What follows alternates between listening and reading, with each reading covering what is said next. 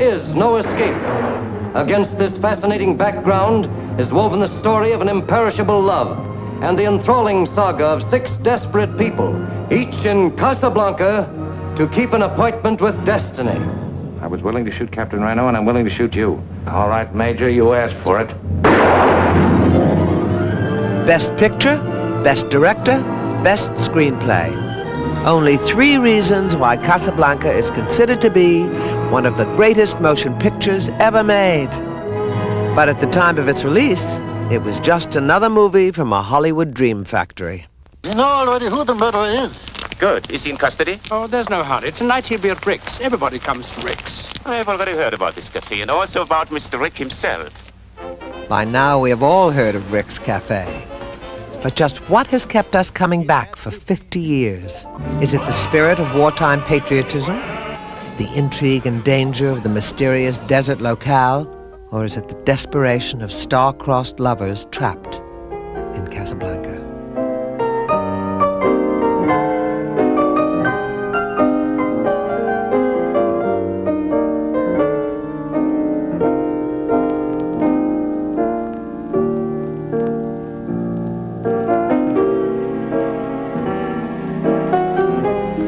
Who are you really, and what were you before? What did you do, and what did you think, huh? We said no questions.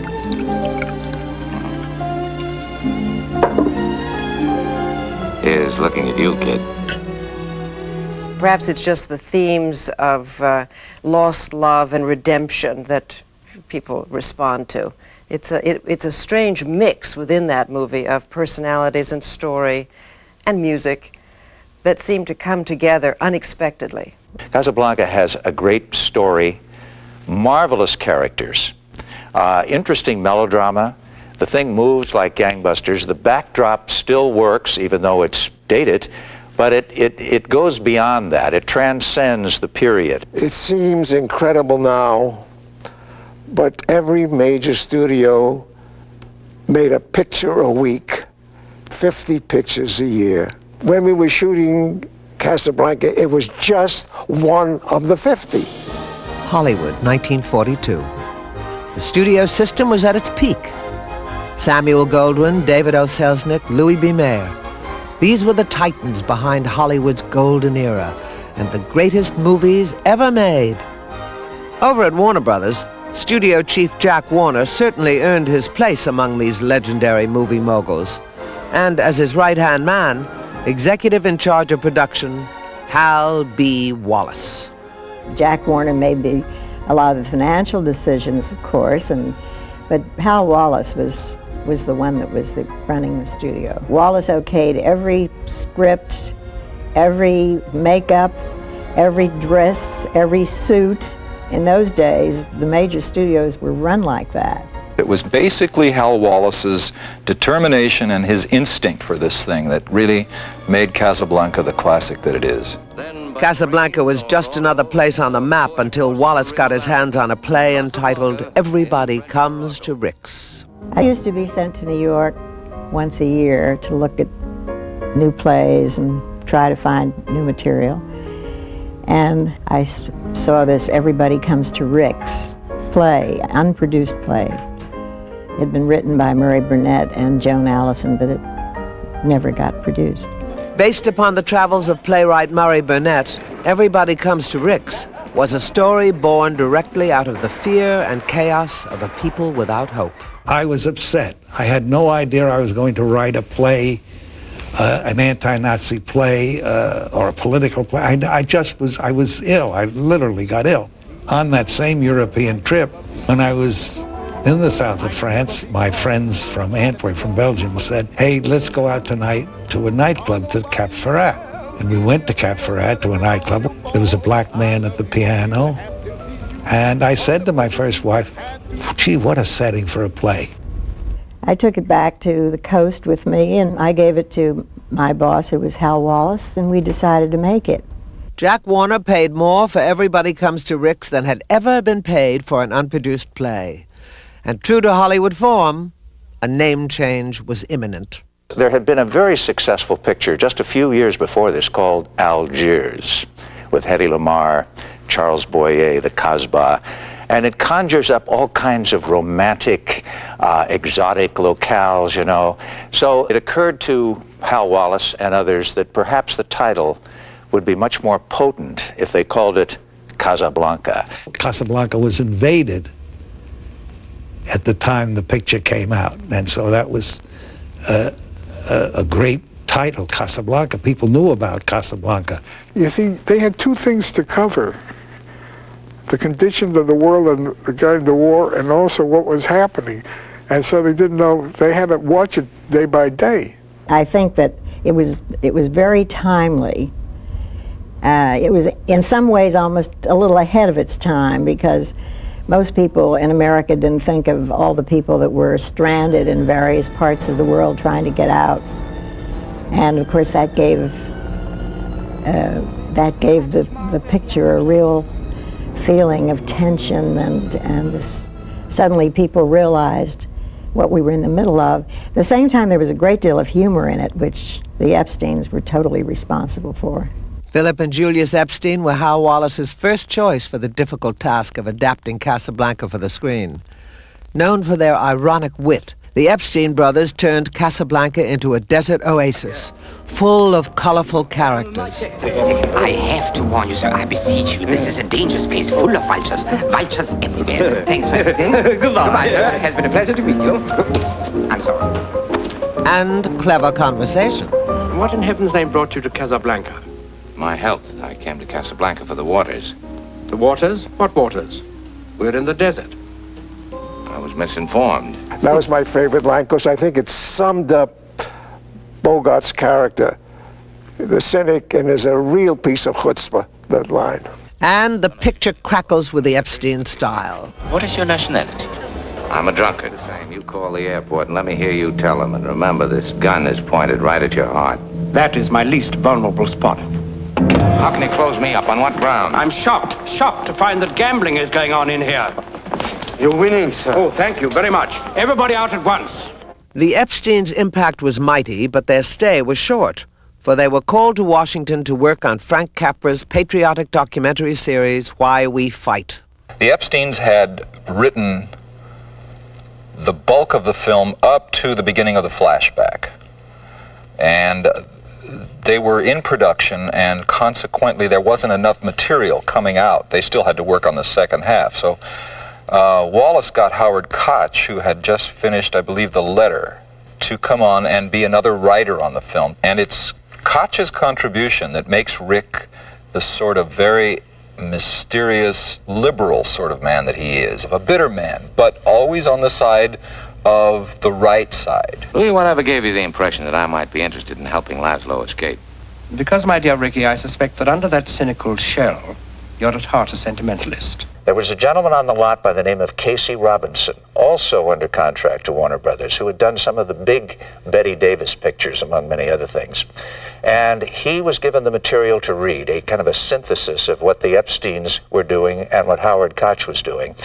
And he thought the comedy was great, he thought the melodrama was terrific, but he said, indeed, the romantic aspect, the love story, is weak. So they put him on the picture, and he gave his attention to the romantic scenes, to the flashback, adding more scenes with Rick and Ilsa. The flashback sequence in Casablanca when they go to Paris, the entire thing is done almost entirely with music. And it's Steiner, of course, that wrote the music. He knew how to, he was a master at orchestration. He was a master at taking popular songs of the time and making them sound like they were written specifically for what he was doing. Max Steiner was Hal Wallace's favorite composer. Indeed, he was everybody's favorite composer at Warner Brothers. His stunning score dominates the Paris flashback and sets the mood for one of the screen's greatest romances. He was always on the cutting edge with all of his scores. And he had a great facility for working a tune into a picture. The way he worked in as time goes by, you hear fragments of it here and there, and it's really masterful what he did.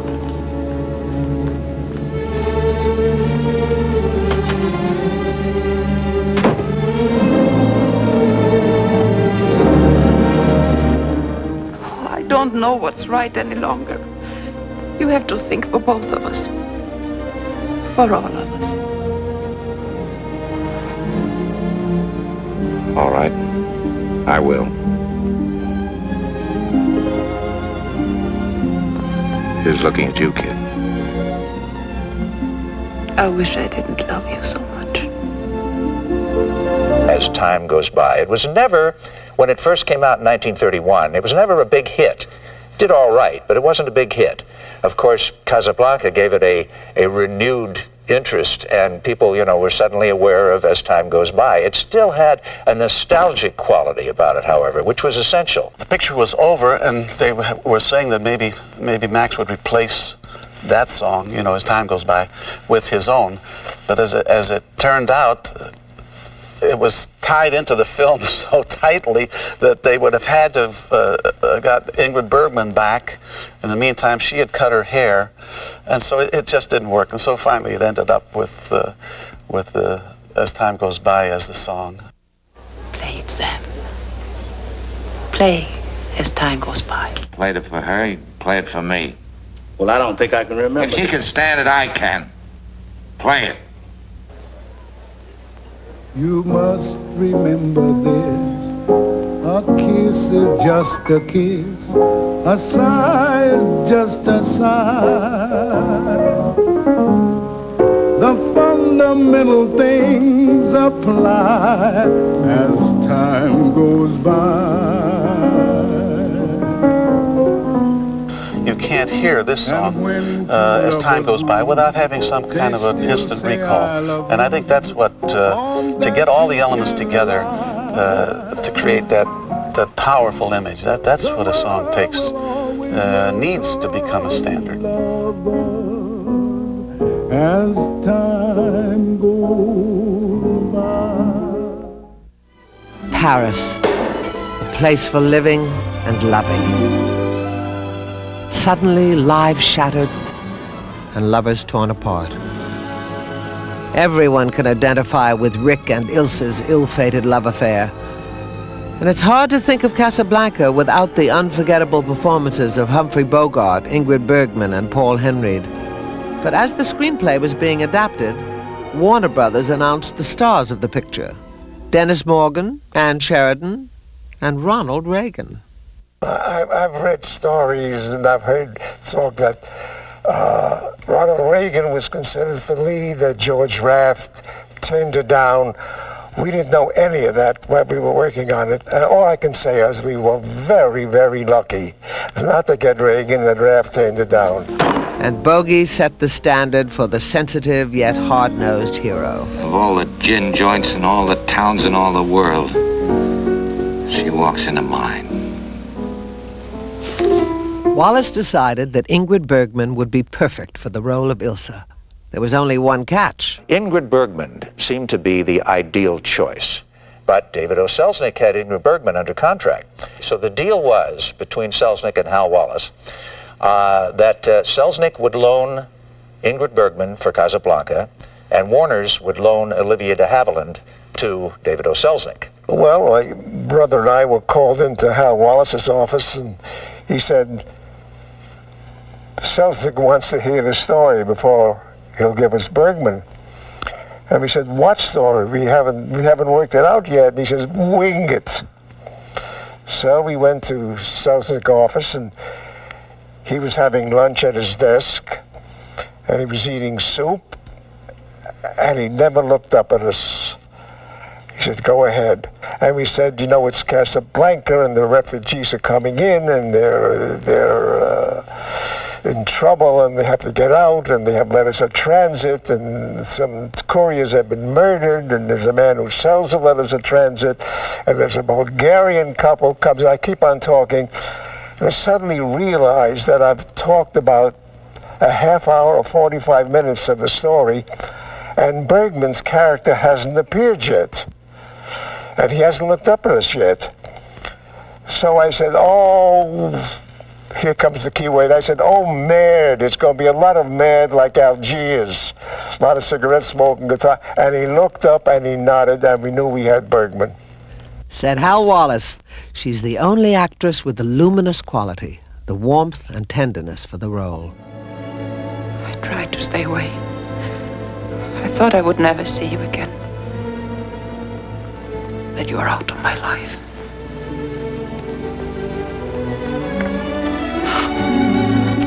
I can't possibly give you an objective opinion because it's impossible to see a movie with your mother in it and be objective. I have to be subjective. And of course, I think she looks ravishing in every scene. There were a tremendous number of Bergman fans and Bogart fans.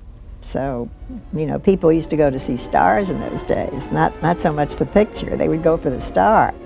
Bogart and Bergman, and the rest is cinematic history. He's looking at you, kid.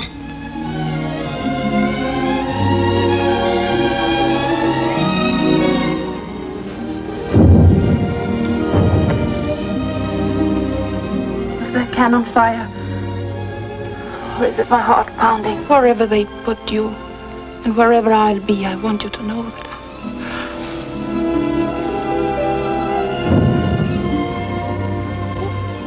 Kiss me.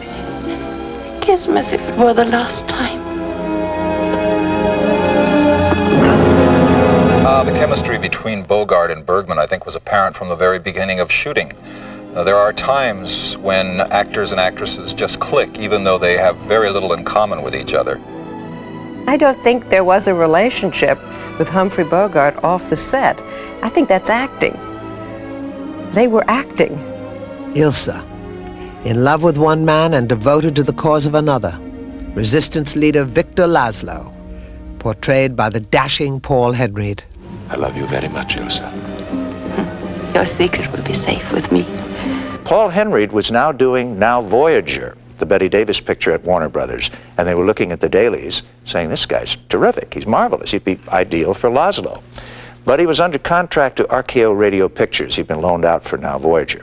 So what happened is they convinced Paul Henreid to take third billing, but co-starring billing.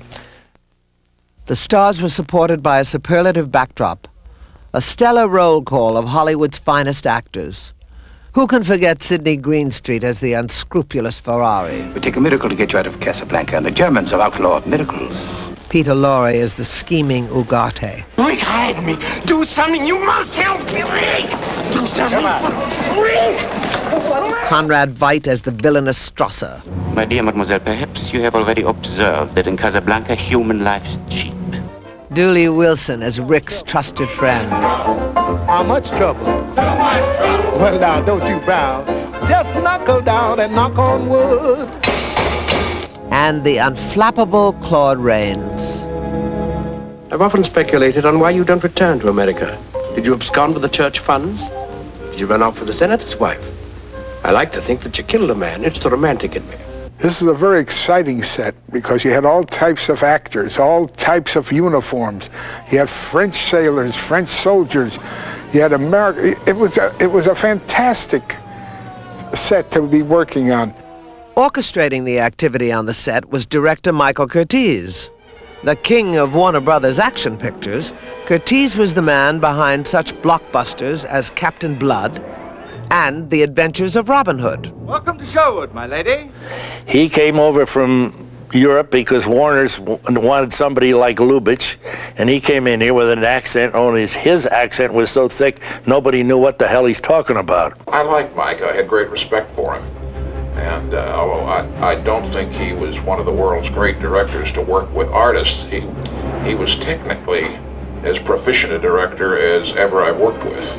Curtiz's use of shadow, camera movement, and his knack for rapid pacing all combined to give Casablanca the look that has become its trademark. Curtiz also proved himself to be adept at some classic Hollywood trickery. That whole airport took place on a stage. We had a cutout plane, but the plane was in perspective. Mike said, I'd like to have some mechanics working around the plane so it isn't just sitting there. And that's when we came to the conclusion that if you had a normal size individual by the plane, it would look ridiculous. So we ended up finding some midgets to portray the mechanics so that the whole thing was in perspective. When I walked in there and looked out there and looked out through the hangar doors out to the field that they had and saw an airplane and people walking around, and the airplane was a cutout and the people were midgets, I said, I've seen everything. I've seen everything. It was fantastic. Michael Curtiz was a dynamic filmmaker, a commanding presence who also had a colorful way of speaking. Now, I'd been told that this picture was to be done of all the dialogue live, nothing to be post-sync, put in later. It had to be done on the set, clean, and perfect. And we got through about 4 lines, and one of those big arcs started going, wah, wah, wah. And one came yelling and screaming at me. When he got mad, he had a bald head, and his veins stuck out in his head, and his eyes popped out, and he came right up to my face yelling, "God damn you, sir! God damn you, you idiot! You fool! You ruined my picture, my beautiful actress with the greatest scene in the picture, and you stopped the scene. You are dumb, dumb, dumb, dumb!" And then I tried to say, "Well, Mike, you know, they told me," and he says, "Shut up! To hell with you! To hell with you!" And I thought, well, this is it. So I ran back at him, "To hell with you, to hell with you, to hell with you, and to hell with you, sir." And the set died. You could hear a pin drop. Warner Brothers was firmly dedicated to the war effort, and Casablanca was no exception. What if you murdered all of us? From every corner of Europe, hundreds, thousands would rise to take our places. Even Nazis can't kill that fast. Vuela Marseillaise. Played.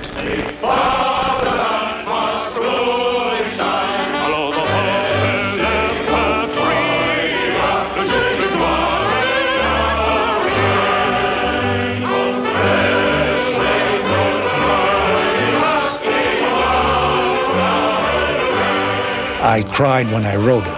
I literally cried when I wrote it. Tears. Actual tears. I was writing and I cried.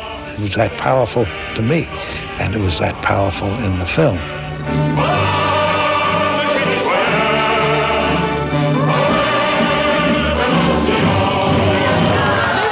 Well, by now, the Epsteins had come back from Washington, and they're working on the script again, and they're trying to determine what to do about the ending. It's still a story without an ending.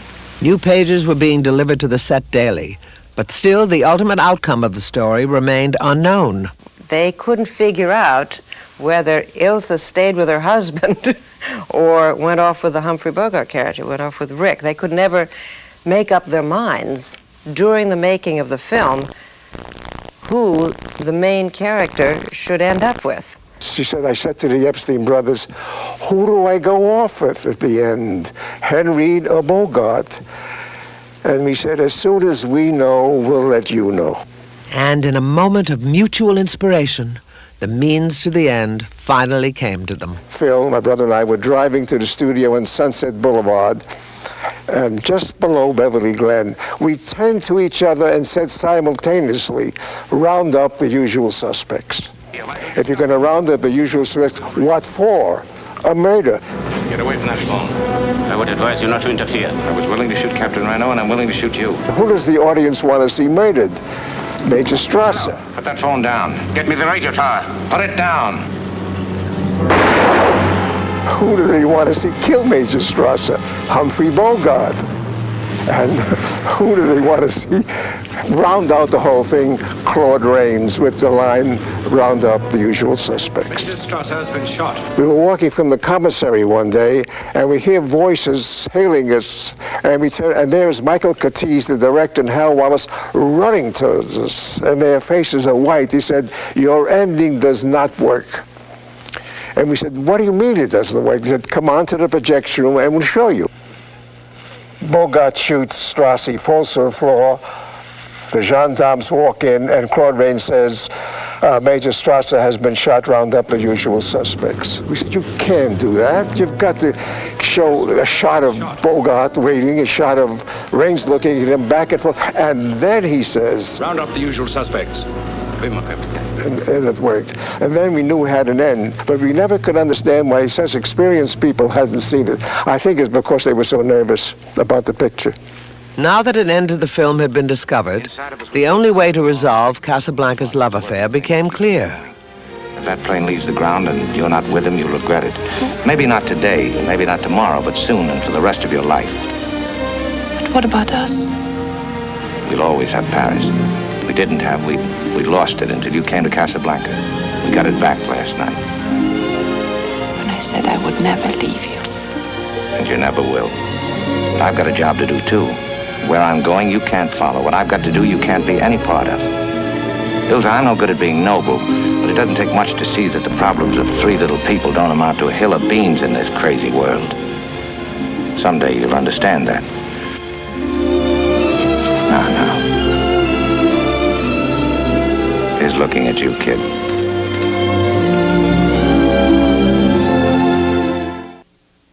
You know, it's an ideal ending because you have something for everybody, really. I think it's a film that sort of resonates within you, and as you get older, you appreciate more things in it. True yesterday, true today, true tomorrow. That's my definition of a classic. They become icons, and they've become symbols, and they've moved into the culture beyond the film. It's gone beyond just being a story. Principal photography was completed. The fate of our characters decided. Yet Hal Wallace was still not satisfied. It might be a good idea for you to disappear from Casablanca for a while. A month later, Bogart was brought back to dub in the memorable last line, said to have been written by Wallace himself. Trip. It doesn't make any difference about our bet. You still owe me 10,000 francs. And that 10,000 francs should pay our expenses. Our expenses? Mm-hmm. Louis, I think this is the beginning of a beautiful friendship. Audiences continue to respond to the romance and idealism of Casablanca. A testament to a bygone era, Rick's sacrifice of love for a greater cause continues to inspire us all. And as time goes by, everybody will keep coming back to Rick's.